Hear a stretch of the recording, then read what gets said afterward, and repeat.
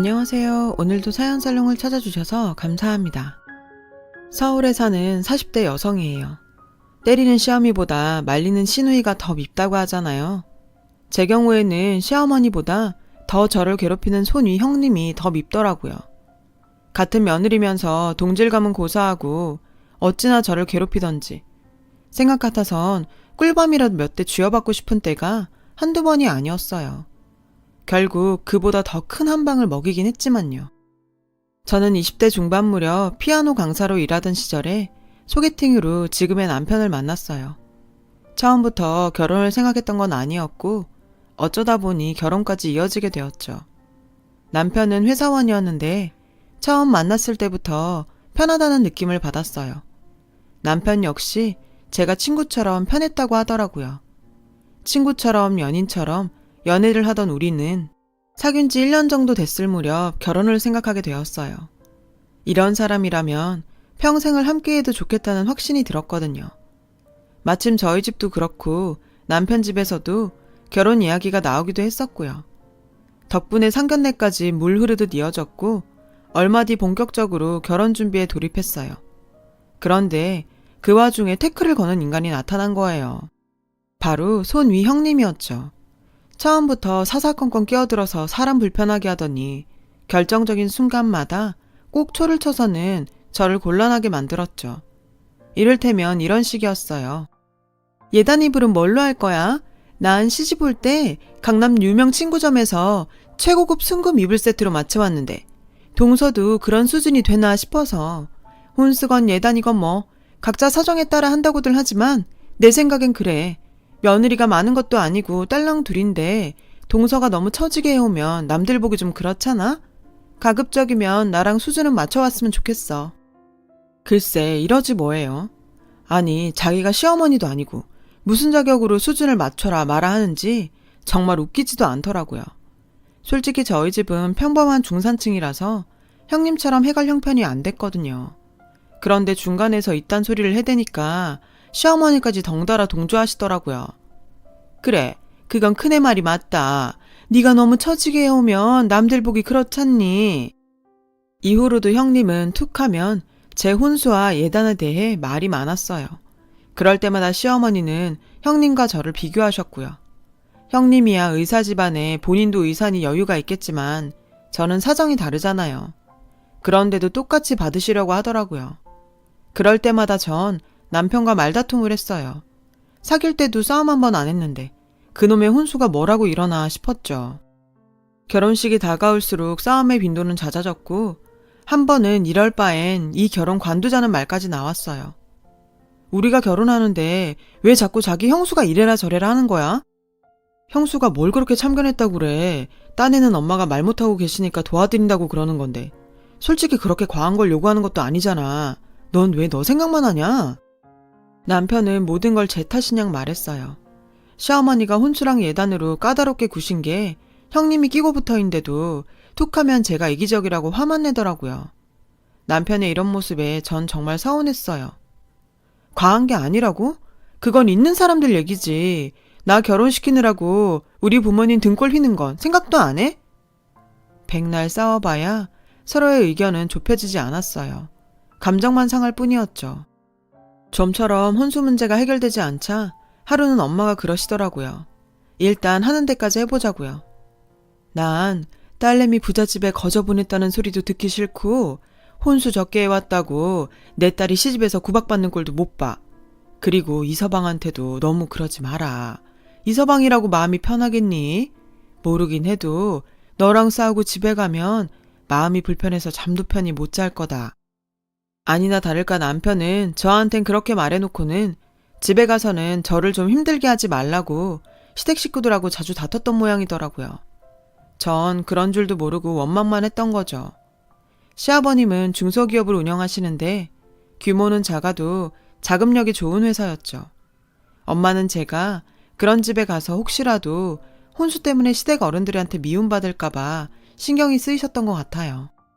결국은 저희 부모님이 무리해서 시댁 요구에 맞춰주기로 했고 그제야 분위기는 많이 호전되었어요.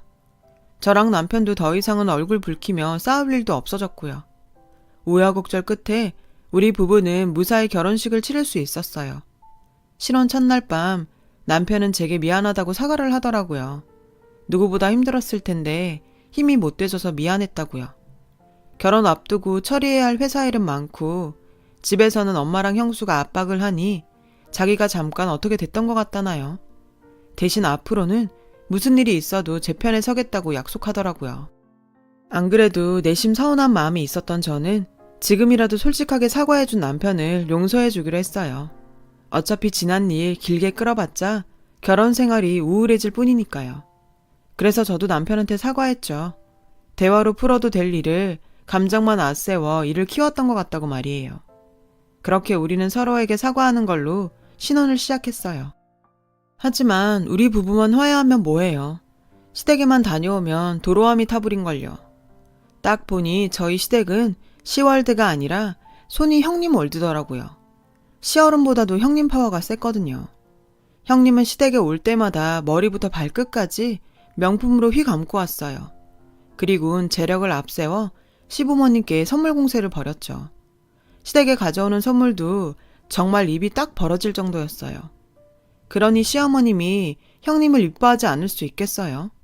선물 앞에서 입이 떡 벌어진 시어머니는 입에 침도 안 바르고 형님 칭찬을 하기에 바빴죠. 아휴, 하루 종일 환자들 보느라 피곤할 텐데 언제 이 비싼 걸 다 준비했어? 넌 어쩜 볼수록 이렇게 기특하니? 이럴 때면 남편은 제 표정을 살피며 한마디 했어요. 엄마도 참, 가격이 중요한가? 성의가 중요하지. 딱 봐도 다 사온 거네. 이런 거 돈만 있으면 다 사지. 저는 차라리 남편이 입 좀 다물고 가만히 있어주길 바랬죠. 도움이 안 됐거든요. 남편이 그럴수록 제가 하루 종일 장보고 땀 뻘뻘 흘리며 해간 음식들이 초라하게 느껴졌으니까요. 아니나 다를까 제가 만들어간 음식들은 그대로 냉장고로 들어가더라고요. 집에 가는 차 안에서 남편이 그러더군요. 형수가 전엔 저 정도까지는 아니었어. 이거 순전히 당신 보라고 저러는 거야. 그러니까 반응하지 말고 냅둬. 안 그럼 더 저런다니까. 저도 안 그러려고 하는데 사람 마음이 어디 그런가요. 먼저 시비를 거는데 참는 게 쉽나요? 제가 부처님 가운데 토막도 아니고. 암튼 이런 일이 반복되다 보니 시집에 가는 게 도살장에 끌려가는 것 같았죠. 게다가 시댁에 갈 때마다 저와 형님 사이는 더 멀어졌고 시어머니도 점점 저와 남편에게 불만이 커지셨어요. 그러다 하루는 폭발을 하셨죠. 훈석이 너는 네가 뭔데 형수가 해오는 것마다 족족 딴지를 거냐. 그럴 시간 있으면 네 마누라한테 큰애 좀 보고 배우라고 가르쳐라. 어지간해야 내가 말을 안 하지. 엄마, 말 이상하게 하시네. 우리 주연이가 형수한테 뭘 배워야 되고 내가 뭘 가르쳐야 되는데요. 지금보다 어떻게 더 잘하냐고요. 자꾸 그러시면 저희도 맘 상해요. 남편과 시어머니는 자주 이렇게 충돌을 했고 그럴 때마다 형님은 중간에 끼어들어선 여우짓을 해댔어요. 얼마나 교묘하게 저를 매기는지 정말 한 대 쥐어받고 싶은 심정이라니까요. 어머니, 전 괜찮아요. 서방님 입장에선 그럴 수 있죠. 동서가 아직 뭘 모르니까 서방님도 어쩔 수 없을 거예요. 제가 하는 거 보면서 점점 나아지겠죠. 글쎄, 이런다니까요. 안 그래도 결혼한 지 얼마 안 돼서 아직은 시댁어른 대하기도 힘든 상황인데 중간에서 저러고 이간질을 하니 제가 시댁에 적응이 되겠냐고요. 시어른들 앞이라 말을 못해서 그렇지 속으로 형님 욕을 엄청 했다니까요. 그러던 어느 날이었어요. 그날따라 시어머님이 저한테만 설거지를 시키시더라고요. 그러자 남편은 저를 도와주겠다며 주방으로 들어왔고 그게 못마땅하셨던 시어머니는 남편을 째려보시더라고요. 그런데도 눈치 없는 남편은 나갈 생각을 안 했고 결국 제가 떠밀어 내보냈죠. 그렇게 혼자 산더미 같은 설거지를 하는데 갑자기 울컥하더라고요. 나도 우리 집에선 귀한 딸인데 시댁이 뭐라고 갖은 욕 먹어가며 이러고 있나 싶어 눈물이 났어요. 그런데 하필 그 모습을 시어머님이 보신 거예요. 얘, 너 지금 그깟 설거지 좀 시켰다고 시애미 앞에서 시위하는 거냐? 그래서 그러고 청승 떨며 우는 거야? 전 그게 아니라 눈에 뭐가 들어가서 그렇다고 오해하신 거라고 둘러댔어요. 그 말에 다행히 어머님은 노여움을 푸셨는데 그때 주방으로 들어온 형님의 말에 다시 분란이 일었어요. 통서, 거짓말도 좀 정도껏 해라. 눈에 뭐가 들어갔으면 고무장갑 벗고 눈부터 닦을 일이지 설거지하며 울어? 어머님이 사람이 좋으시니 믿어주시지 다른 시어머니들 같으면 어림도 없어. 그러자 시어머님도 발끈하시며 싱크대에서 절 밀어내셨어요. 됐다. 설거지 좀 하는 게 그렇게 분해서 눈물까지 짜는 애한테 내가 무슨 일을 시키겠냐. 비켜라, 내가 하마. 저는 아니라고 제가 하겠다고 몇 번이나 말씀드렸어요. 그래요, 어머님. 이런 걸 왜 어머님이 하세요. 한창 젊은 동서가 있는데. 그러지 말고 저랑 나가세요.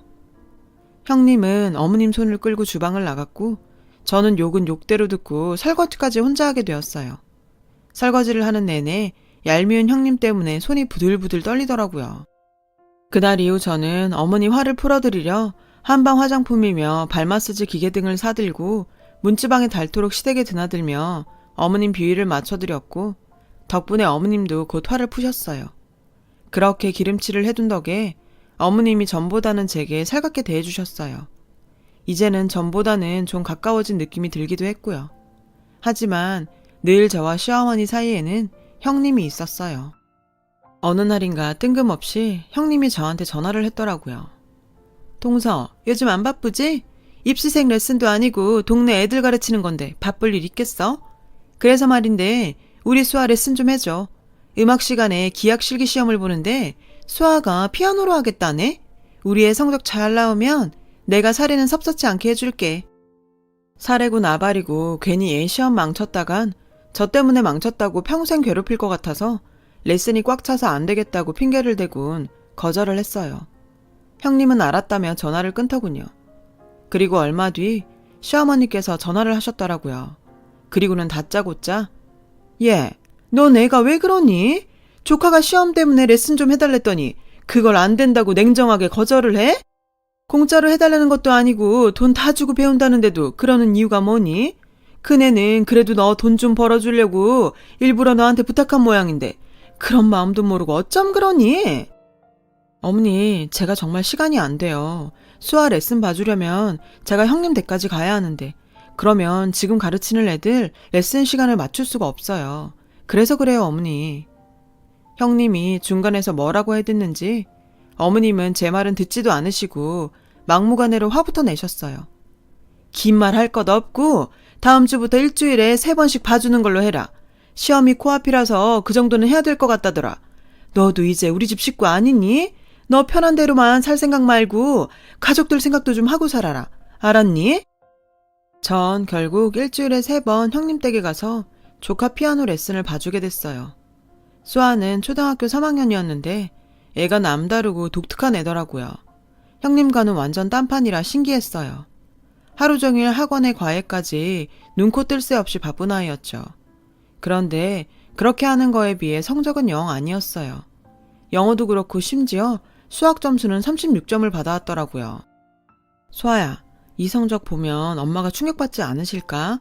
너희 엄마는 지금껏 36점은 받아본 적도 없을 텐데. 작은 엄마, 괜찮아요. 엄마도 강해져야죠. 수학 점수가 인생의 전부도 아닌걸요. 애가 참 당돌한데 밉지는 않았어요. 형님 딸이 맞나 싶을 정도로 완전 다른 게 애가 아주 정이 가더라고요. 피아노 실력은 빼놓고요. 체르니 30번까지 뗐다는 애 실력이 영 아니었죠. 이러다 형님한테 한 소리 듣는 게 아닌가 슬슬 걱정이 되더라고요. 호랑이도 제 말하면 온다더니 아니나 다를까 며칠 뒤 형님한테 전화가 왔어요. 목소리부터 아주 찬바람이 쌩쌩 불었죠. 풍서, 정말 사랑 그렇게 안 받는데 너무한 거 아니야? 변두리 학원 피아노 선생이라 실력이 딱 그 정도 수준일 줄 짐작했지만 그래도 이건 너무하잖아. 몇 주를 레슨을 했는데 악보를 보고도 못 치면 어떡해? 시험이 다 다음 주인데. 혹시 나랑 감정이 안 좋다고 레슨 대충 하는 거 아니야? 그런 거면 나 정말 섭섭해. 형님, 저 정말 대충 하지 않았고요. 사람마다 다르긴 하지만 고작 몇 주 레슨한다고 하루아침에 실력이 확 늘진 않아요. 게다가 수아의 경우는 애 자체가 좀 독특해서 물론 전 그래서 좋지만 제 말이 끝나기도 전에 흥분한 형님은 언성을 높였어요. 독특해? 동서, 그거 무슨 뜻이야? 지금 우리 애가 공부 못한다고 그런 식으로 비꼬는 거야? 동서, 사람 참 못됐다. 자기 애 아니라고 말 그렇게 하는 거 아니지. 동서는 애 안 낳을 거야? 나중에 태어나를 생각해서도 인생 그렇게 사는 거 아니야. 형님은 자기 할 말만 하고는 전화를 끊었어요. 정말 기도 안 차더라고요. 억울해서 전화를 끊고 울분을 삭히고 있는데 남편이 퇴근에 들어오더라고요. 제 표정을 보고 감을 잡은 남편은 형님한테 전화해서 한바탕 난리를 쳤죠. 형수님, 좀 정덕껏 하세요. 형수님 때문에 매번 이게 뭡니까? 우리 와이프가 뭘 그렇게 잘못했다고 툭하면 사람을 잡느냐고요. 듣기는 뭘 듣습니까? 형수님 하는 소리야 늘 뻔하죠. 남편은 전에 없이 형님한테 큰 소리를 냈고 그 바람에 집안은 난리가 났어요. 거기에 아주머님까지 가세해 남편과 대판 싸웠어요. 시어머니는 집에 여자가 잘못 들어와 그런다며 제 탓을 하셨죠. 저도 더 이상은 참을 수 없어서 펑펑 울면서 한 소리 했어요. 정말 해도 해도 너무하시네요. 저요, 학원 일도 제쳐두고 형님 댁까지 가서 수화 레슨 해줬어요. 남들보다 더 해줬으면 더 해줬지 절대 대충 안 했다고요. 근데 실력이 안 느는 게 제 탓이라고요? 학원에 과외에 하루 종일 애를 뺑뺑이 돌리는데 애가 언제 연습을 하겠어요? 연습할 시간도 안 주고 실력 안 는다고 타박하시면 어쩌냐고요. 저 면피하자고 이러는 거 아니에요. 수아가 불쌍해서 그래요. 정말 수아를 사랑하신다면 애가 쉴 틈 좀 주세요. 제 말에 시어머니와 아주버님은 조금은 화가 수그러들었어요. 그 일로 전 수아 레슨을 그만두게 됐어요. 하지만 그동안 정이 들었는지 수아는 종종 저한테 전화를 했어요. 그래도 수아한테는 애정이 있었던 터라 그 전화가 귀찮지 않았어요. 그러던 어느 날이었죠. 수아가 전화를 해서는 뜬금없이 이러더라고요. 작은 엄마, 우리 미국 간대요. 내가 공부를 못해서 미국 가는 거라는데 미국 간다고 하루아침에 공부를 잘하게 되나요? 하여간 엄마는 헛똑똑이라니까요. 미국에 간다고? 금시초문이었어요. 얼마 전 집안 모임에서도 그런 말은 없었길래 그냥 그럴 계획이 있나 보다 하고 넘어갔어요. 그런데 며칠 뒤 밤 12시가 넘었는데 수아한테서 또 전화가 온 거예요. 작은 엄마, 우리 지금 공항이에요. 이제 비행기 타러 간다는데 나 진짜 미국 가기 싫어요. 작은 엄마한테 인사하고 가자니까 엄마가 안 된대서 몰래 전화했어요. 저는 깜짝 놀라서 벌떡 일어났어요. 옆에서 자고 있던 남편을 흔들어 깨웠죠. 당신 형님네 지금 미국 간다는데 알고 있었어? 남편은 영문을 모르는 표정이었어요. 수아가 그러는데 지금 공항이래. 형님한테 전화해봤더니 전원이 꺼져 있더라고. 뭔 일이 있는 것 같아. 당신이 아주버님한테 전화해봐. 어서. 남편은 자기 형한테 전화를 했어요. 그랬더니 부산에 출장 가 있더라고요. 형수님이랑 수아 미국 간다고 공항에 있다는데 그게 무슨 소리야? 누가 그러긴 수아가 전화했더라니까. 그렇게 형님과 수아는 사라져버렸어요. 다음날 집안은 한바탕 난리가 났죠. 저희 부부는 시어머니 호출로 곧장 시댁으로 달려갔어요. 가보니 모두들 얼굴이 하얗게 질려있더라고요. 특히 아주머님은 몰골이 말이 아니었죠. 형님 친정에 전화를 해봤지만 은퇴 후 내외가 해외에서 체류 중이라 현재 연락이 안 된다고 하더라고요. 더 이상은 뭘 어떻게 해볼 도리가 없었어요. 전부터 애를 미국으로 유학 보낼 거란 말은 했지만 이럴 줄은 몰랐다고요. 병원에 알아보니 일 관둔 지가 3달도 넘었다 하고 수아 학교 문제도 이미 정리돼 있었다고요. 아주버님 말에 어머님은 사시나무 떨듯 떠셨어요. 전 어머님 손을 잡아드렸죠. 그러자 어머님이 울먹이며 이러셨어요. 내가 걔한테 돈을 다 줬는데. 저희는 깜짝 놀라 눈이 휘둥그레졌어요. 돈이라뇨? 엄마 그게 무슨 소리예요? 아주버님은 어머님께 따지듯 물었어요. 몇 달 전에 와서는 개원하려는데 돈이 부족하다고 유산 일부를 먼저 줄 수 있냐더라고. 그래서 땅 팔아줬는데. 또다시 한바탕 난리가 났어요. 그 큰 돈을 아버님한테도 말 안 하시고 형님한테 덥석 줘버리다니. 다들 기가 막히고 어이가 없었죠. 아버님은 어머님께 호통치시다 쓰러지셨어요. 결국 아버님은 병원에 입원하셨어요. 시어머니는 구석에 앉아 눈물만 훔치셨죠. 그렇게 믿고 아꼈던 며느리가 당신을 속이고 거기다 손녀딸과 돈을 들고 도망쳤으니 심정이 오죽하겠어요. 혼이 나간 채 망연자실한 표정으로 앉아있는 어머님을 보니 그간의 야속함은 사라지고 그저 안쓰럽기만 했어요.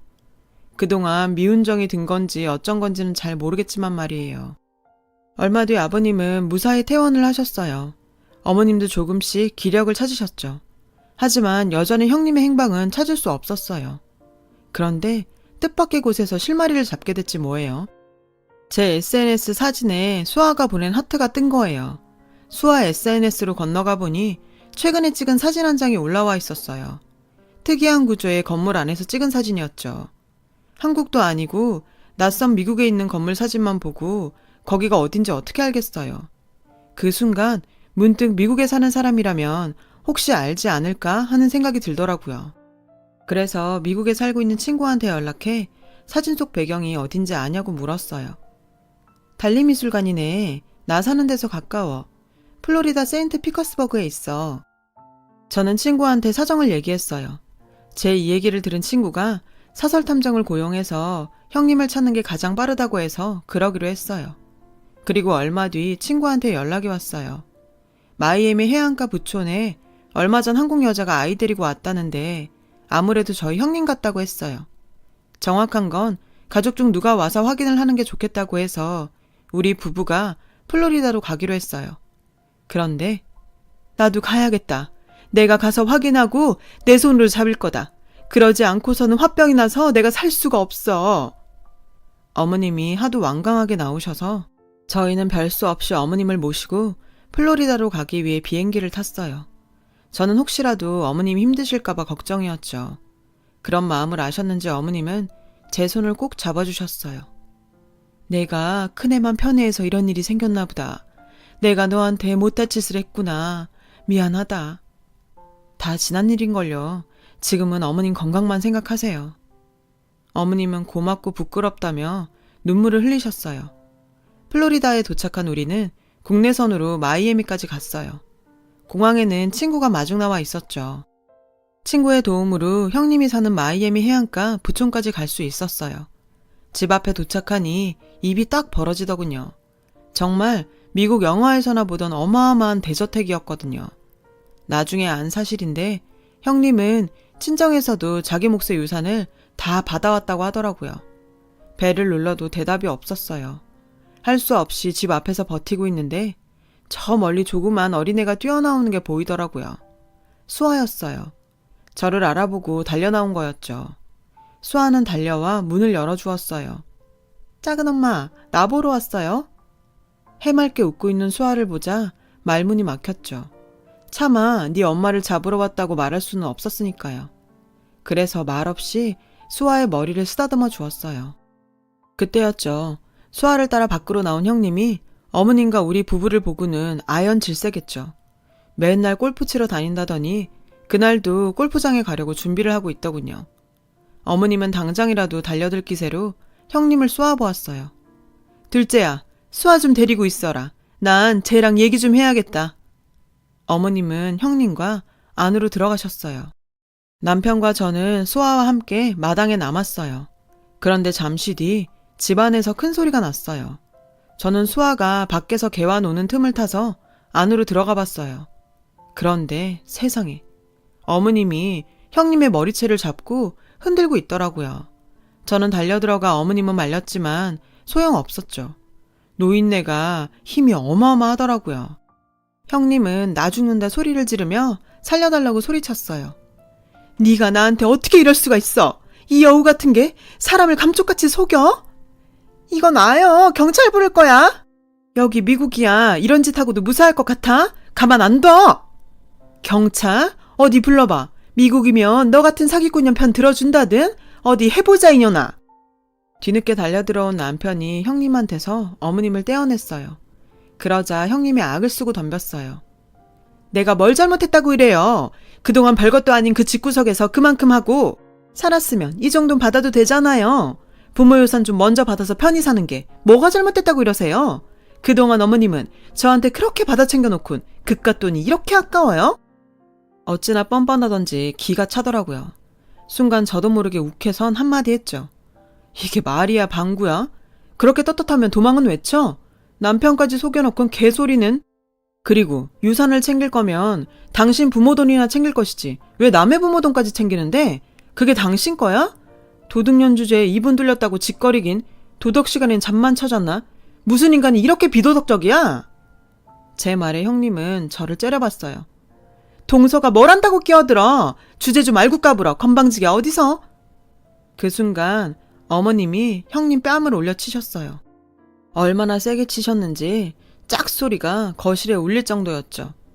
어디다 대고 함부로 짓거려? 감히 네가 내 며느리한테. 건방진 건 내 며느리가 아니라 막대 먹은 너다, 너! 어머님 말씀에 형님은 충격을 받은 것 같았어요. 반대로 전 감동을 받았고요. 결국 형님은 회사 일 때문에 뒤늦게 도착한 아주버님 손에 끌려 한국으로 들어오게 됐고 얼마 뒤 고소를 당했어요. 어머님한테 받아갔던 돈을 고스란히 내놓았지만 화가 난 시어머님은 형님을 사기죄로 고소해버렸거든요. 게다가 아주버님은 형님을 상대로 이혼 소송을 걸었어요. 결국 양육권과 친권도 모두 아주버님이 갖게 되었고 수아는 아주버님과 함께 시댁에 들어와 살게 되었죠. 그 후로 어머님과 저는 사이가 많이 좋아졌고요. 처음에는 제가 잘못 들어와서 집안이 시끄럽다고 하시던 분이 이제는 동네방네 다니시면서 집안에 복덩이가 들어와서 재산도 지킬 수 있었다고 자랑을 하고 다니실 정도로요. 말도 많고 탈도 많은 사건은 그렇게 해피엔딩을 맞았답니다. 새 가족이 들어오고 새 사람도 태어나고 그렇게 우리 인생에 새로운 사람이 들어오는데 서로 배려하고 이해하면서 잘 살았으면 좋겠다는 생각이 드네요. 지금까지 제 이야기를 들어주셔서 감사드리고요. 힘든 오늘 뒤엔 반드시 좋은 날이 오니 힘내시고 행복하세요. 여러분, 사연 댓글에 응원과 현명한 조언 부탁드려요. 좋아요와 구독은 저에게 큰 힘이 됩니다. 오늘도 좋은 일 가득하세요.